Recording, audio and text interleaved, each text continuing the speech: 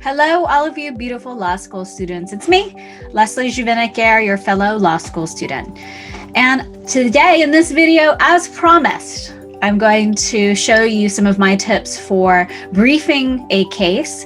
As we all know, if you are in law school by the third, fourth year, you've probably done hundreds of them. I think each year for my school, we do at least 40 in our program. So you're doing well over 120 cases that you're going to brief. And there's a reason for learning how to brief a case.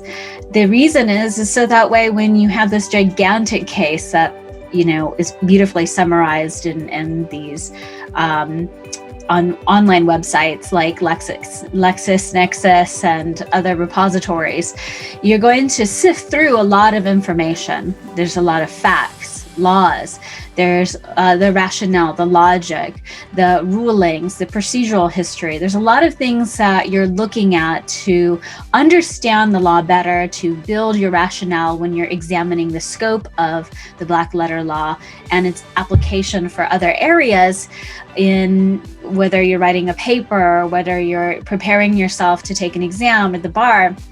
You're learning how to understand the law in such a bigger scope than just reading it in an outline. So briefing cases was one of my favorite activities to do. I know it's very long and tedious, and if you're somebody who doesn't like to read, you probably shouldn't be in law school. You have to be someone who enjoys reading. And even further, if I take it a step further, is that you have to be somebody who really likes to think critically and abstractly while you're reading all of this information. You have to put it all together in a bigger picture. So that's how I am going to be incorporating all of my discussion today, is how do you take all of this information, whether it's factual information, procedural information, whether it's analysis, and take all this abstract stuff and put it into something that you can understand, that's real, that's tangible, that you can see with your mind's eye, that you intuitively understand.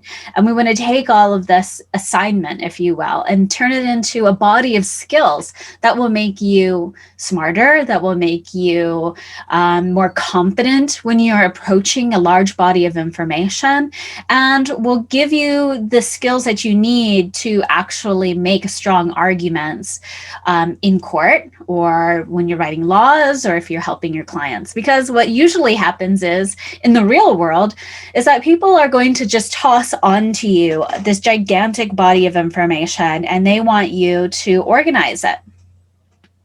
As the French say, trier, to do a triage. You're going to take all this information that they toss onto you, and you're going to organize it in a way that makes sense and that gets results in the real world. So I'm going to show you the method that I learned. It's the Marsh method, and I'm going to give you some of my tips that I've learned in this process of doing the Marsh method. It's the 4-color briefing method, and some of my tools and tips and some ways to make it a more effective process when you're briefing your cases. And so not only is it fun and interesting and visually interesting for you, but it's actually something that you could do much faster and easier. And I always like that.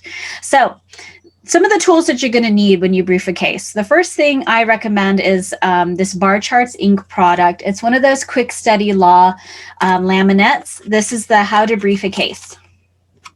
Very simple. It's a 4-page little laminated item, and you can order on Amazon. I'm going to put a link in my my blog post, and this one, affiliate link, if you want to support the blog for all of the hosting and for all of the things that keeps the blog going.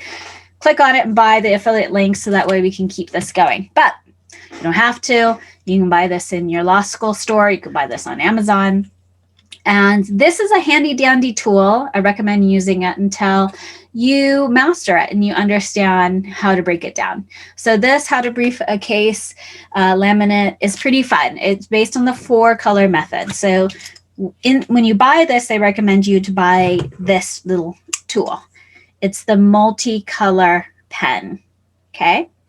And what this has is different colors in it. So I'm going to put it up closer. So you have a blue, green, red, black ink. and it's one pen. Yee.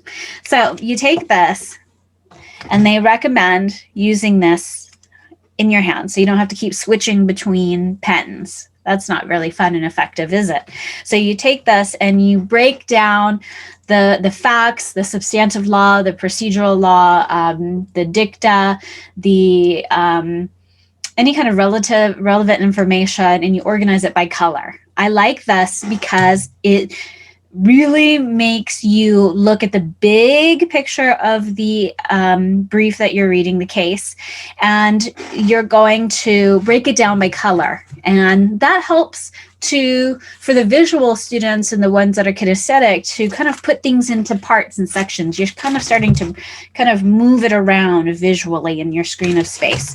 And I have an example of that. So what they recommend is taking each of these colors and underlining each kind of section. So you're doing black, and you're doing green, you're doing red, and you're doing blue, and you're also using pencil, and you're using symbols, and you're using numbers to organize the information on that black and white piece of paper that you're looking at. So you know me, I always like to break it down, put it into color, put it into spatial, create an experience in it, and this is a part of that process. So that's that. Number 1 and 2, get the laminate and get the pen. Cheap and easy to do. Maybe, I don't know, 10, 15 bucks. Okay. So the second thing I recommend is you're going to need a couple of more things. I like this ruler. It's really perfect because it goes to the length of a standard paper, and you're able to underline going right down. Boop. So getting one of these, I'll put that link in there for you. And it's pretty nice metal. You can use it.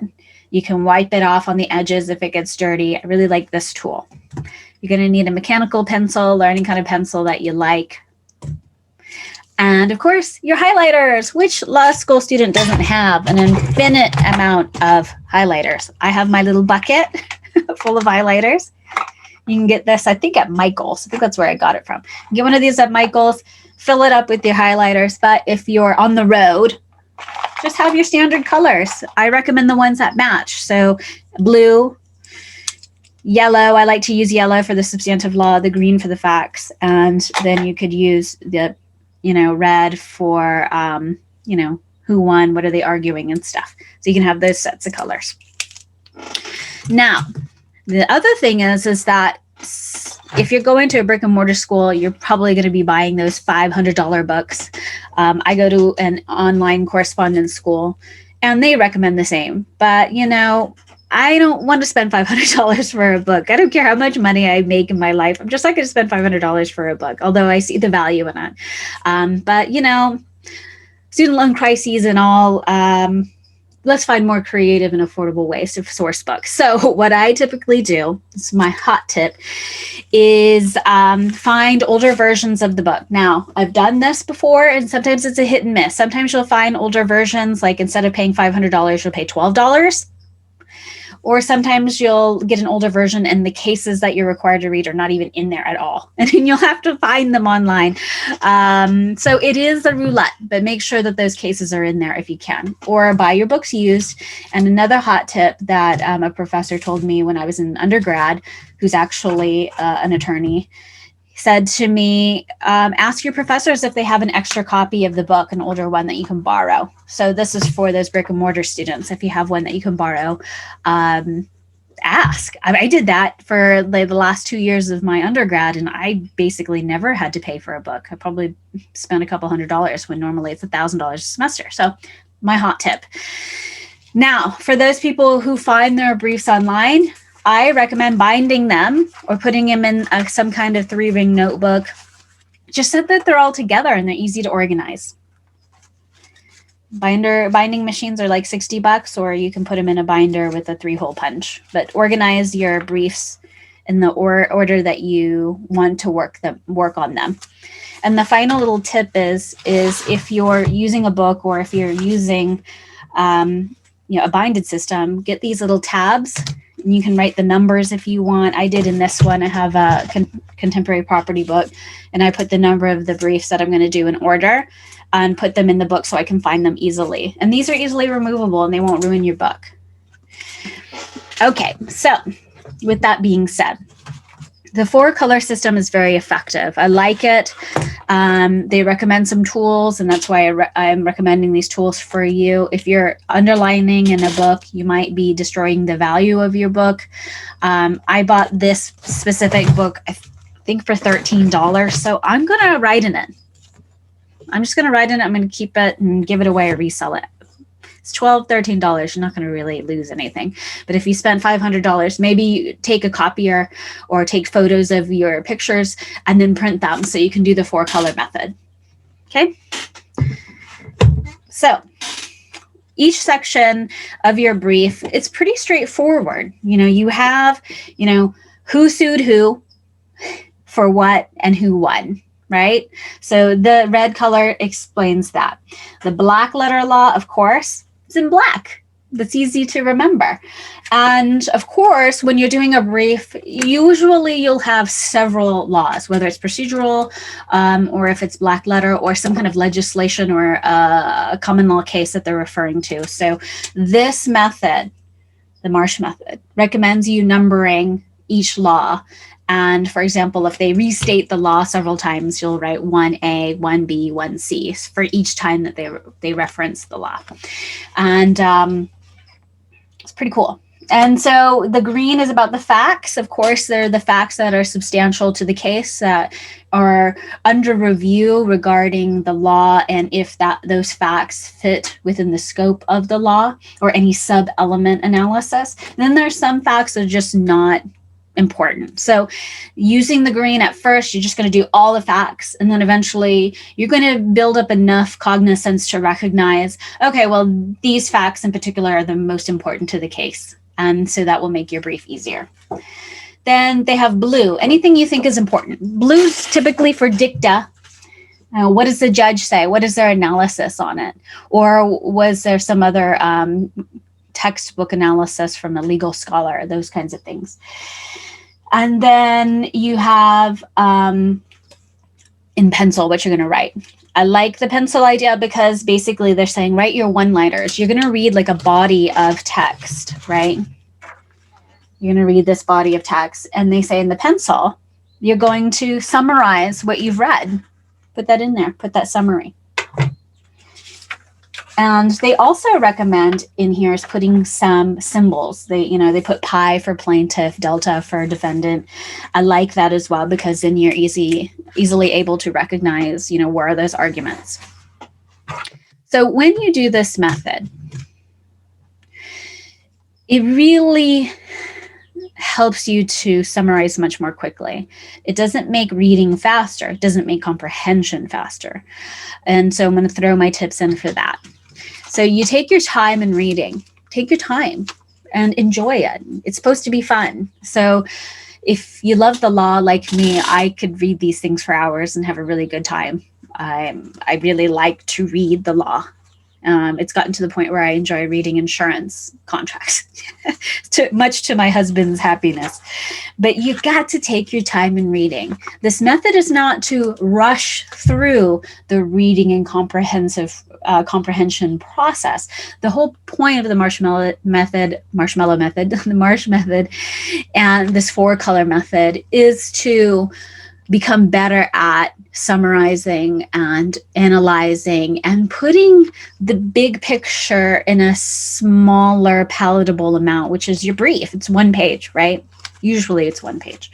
So this is not to take a shortcut, because there's no shortcuts here. I'm not giving you shortcuts. I'm helping you to do it more efficiently. As my horse riding instructor says, perfect practice makes perfect. So my goal is to give you perfect practice. But when you do this, you take your time. Take your time to do the brief and to read the case. And then at the end, you want to summarize it. So summarize it. You don't have to think too much about it, just summarize it. So I put in my words, my summary, I put in the major points here. So take a time and summarize it into a few paragraphs. Eventually, when you get really good at this, knowing what your briefs are asking from you, what are the arguments, procedural history, what is the black letter law, you're going to kind of like immediately start just writing your summaries of those core issues that is demanded in your brief.